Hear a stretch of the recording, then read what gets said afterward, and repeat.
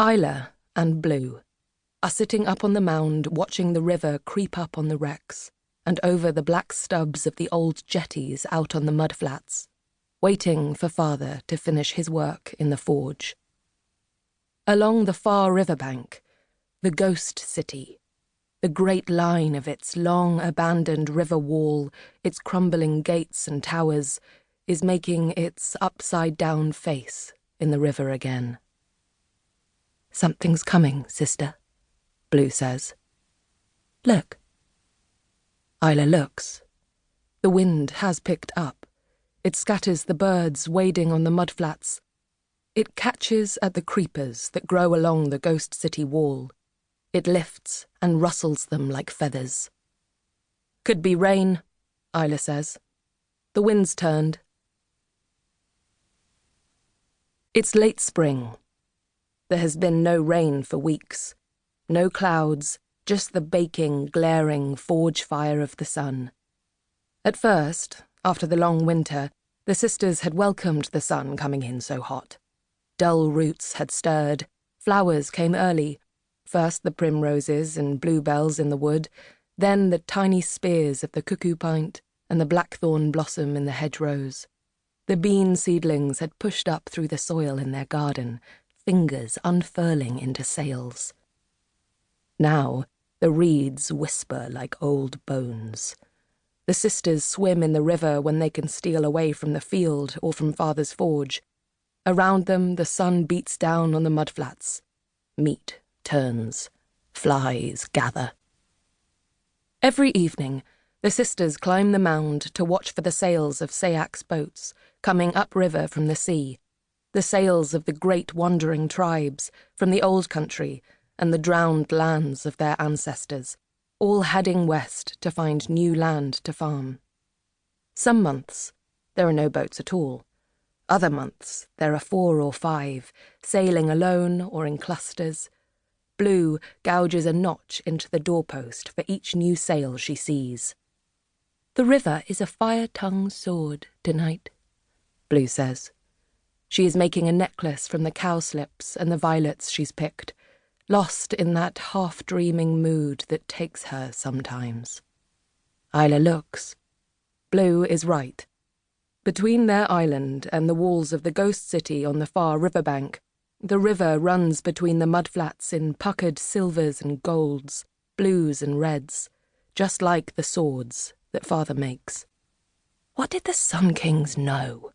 Isla says, gazing over the river to the ruins beyond. "What happened to make them all go and leave their city like that? Was it the Great Sickness, do you think? Or worse?" "What's worse than the Great Sickness?" Blue says, holding the necklace up to the setting sun, humming a tune Mother used to sing in the old times. Blue sometimes talks in riddles. She asks questions Isla can't answer. Sometimes Isla tries. Usually she doesn't. "Did they mean to come back?" Isla says. "Did something happen to them to stop them from coming back?" Isla has been thinking about these questions for always and forever. The whole ghost city is a riddle to her. "Perhaps the marsh spirits chased them away," Blue says, pulling down the skin beneath her eyes and baring her teeth. "Or perhaps the Strix turned them all into crows." But Isla knows her sister doesn't know any more about where or why the Sun Kings went than she does. "We don't know," she says. "No one knows. We'll never know." And then, with a sigh, Blue puts down her flowers and says, her eyes wide, "Mother said there were gardens inside, and pools of hot water, and temples as big as 10 mead halls, and fountains full of coins, and men who fought with bears and giants and—" "Stop your nonsense," Isla says. But she isn't really listening. She is thinking that father is late finishing his work, and that the food will spoil.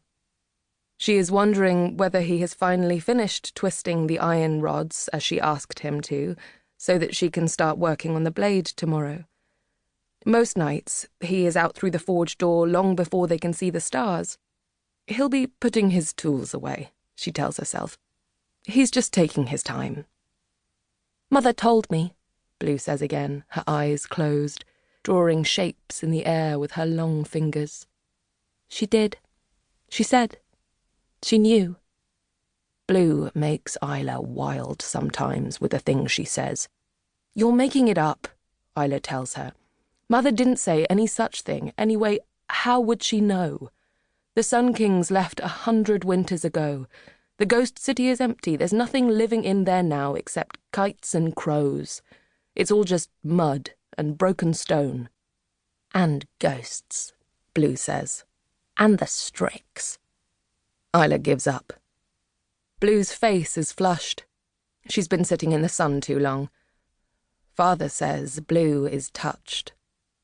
Isla sometimes wonders if there is something wrong with her sister, that often she seems to know what Isla is going to say before she says it, or she sees things others can't see.